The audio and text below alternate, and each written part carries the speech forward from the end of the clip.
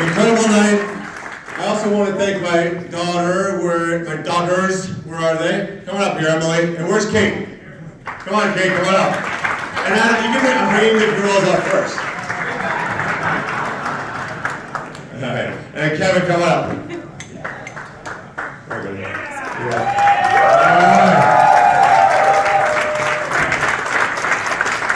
You know, we had a conversation about a year or so ago, and I said, we're going to run for the United States Senate. It was a hell yes. Are you nuts? What does the Senate do? And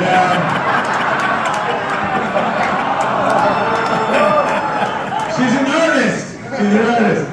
And then Kevin's like, why would you do that? That sounds stupid. But here we are. This is, for me, a family venture. This is for my kids and grandkids and your kids and grandkids. Thank you. So I also want to thank, we have an incredible team that was able to get us across the finish line. I said a year ago the most important thing that I'll do is picking my team. And then the second most important thing I'll do is listening to my team. They pointed out the second one all the time. So I want to just acknowledge Colton, our political director. Great job, Colton. Megan, our comms director. David DeStefano, our campaign manager. Susan and Abby, who've already called all of you many times. Where's Jane? Jane over there. It came on as an early intern. Thank you, Jane. And then where's Robbie? Robbie! There you go, Robbie! I also want to thank the team over, Chris Grant's team, and of course, the great Andy Sarabian, who I actually say to you, Andy Sarabian is actually an AI bot that's plugged into Massachusetts somewhere. But Andy, if you're listening, thank you so much for everything. I also want to thank President Trump. I just got off the phone with President Trump.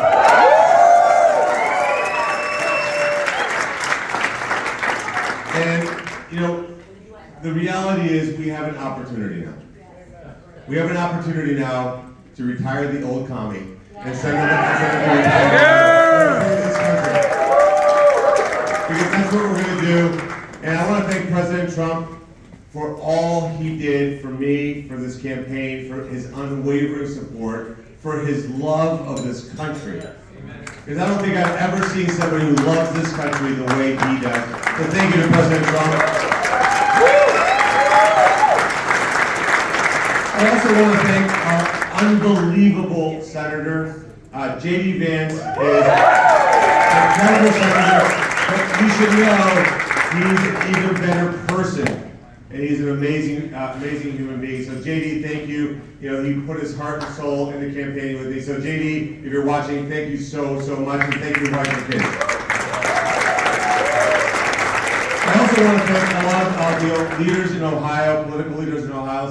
Jim Jordan, who I spoke to also recently, just a great man, great fighter, was with me from the beginning. Warren Davidson, of course, Max Miller, and our Attorney General. Thank you so much for your support. We haven't done this without your support. Really appreciate it. I also want to congratulate my opponents in this race. One of the things that we do as Republicans is we have spirited debates. Now maybe it's like a little too spirited. Could have been a little less spirited, right? But we have spirited debates, and that's okay. That's okay, because as of today, I also spoke to State Senator Matt Dolan. Matt congratulated me very graciously, and I think what we have to do now is, as a fully united party, understand we have one mission, which is to get rid of Sherrod Brown. And by getting rid of Sherrod Brown, we're going to get back to the United States Senate, and then by getting back to the United States Senate, we're going to put this country back on track. Right? I also want to thank Frank LaRose for the service that he gave to our country. As a Green Beret, sacrifices for our country. Our country's better off as a result of the service that Frank has given to this nation. So Thank you to Frank LaRose as well for running the race. Now, let's talk about Sherrod Brown now. Isn't it great? Let's talk Sherrod Brown. That's great. Now, and you know, when I was a kid from South America and my family came over, by the way, I completely forgot, my God, I'm a terrible person. Jeez, my siblings, come on, all of you guys come up here. Come up here for a second. Come up here. And the in-laws can come up too. Come up here.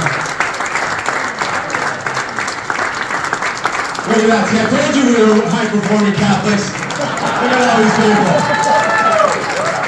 Right, so this is, so 6 boys and a girl. They all live in different parts of the world, but you guys all came here today to be with me. Thank you so much, guys. Thank you. So when we were first got to South Florida when I was a kid, I was 5 years old. I thought it was a field trip. I didn't know what we were doing. And I wanted to become a U.S. citizen really badly. That was something that was really important. Even though I thought it was kind of cool that I had a card that said I was an alien, I thought maybe I wanted to be a citizen. That would be better. And as you may have heard the story, I studied our founders and the Declaration of Independence and the Constitutional Convention. And it's amazing because in 1789, when Sherrod Brown went into D.C., I never thought we'd be here with him still in office. But you know, in all seriousness, though, think about it. This guy's been in office since Richard Nixon was president. This guy's been in an elected office, never had a job in the private sector. And what does he do? He says he advocates for working class Americans. So let's dissect that for a second. Under Sherrod Brown's watch, China has gone from a $4 billion trade deficit to a $235 billion a year trade deficit with America. The middle class in this country has shrank under his watch. We've lost factory after factory under his watch. We are now, with his leadership, so-called, of the Senate Banking Committee, we've seen an absolute obliteration of local and small and regional banks. That's all happening under Sherrod Brown's watch. This is a guy who is for unfeathered immigration. He is an open borders radical. What does that do? Who does that hurt? It hurts the very people he pretends to help. These are people who are getting crushed every single day at the grocery store, at the gas station. He's all for this Green New Deal. This idea that all of us should drive an electric car, have whatever stove he tells us to, live in some small hut somewhere, while of course he hangs out with his buddies in Martha's Vineyard. That's who Sherrod Brown really is. Exactly, right? So, one of the things that came up during this campaign I want to address is the idea that Chuck Schumer put some money in to help me.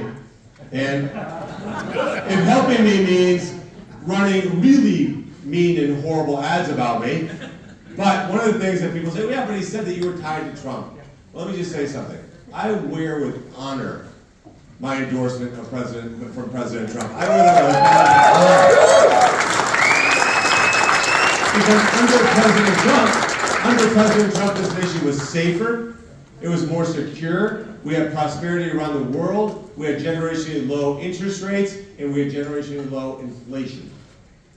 Under Joe Biden, everything is objectively worse. Here's what I wonder.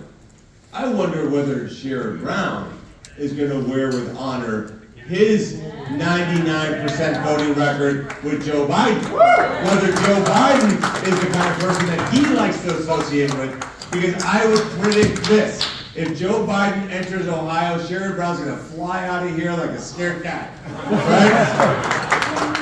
Because he's going to try to pretend he's not with Sherrod, but he's Sherrod Brown's absolute enabler in the United States Senate.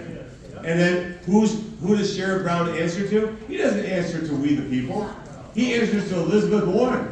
Right? He takes his orders. He's literally her lapdog. She tells him to bark, he says bark, he barks. That's who Sherrod Brown is, and that's who will expose him. Now, here's the good news, and here's the bad news. The good news is we're going to win this race in November.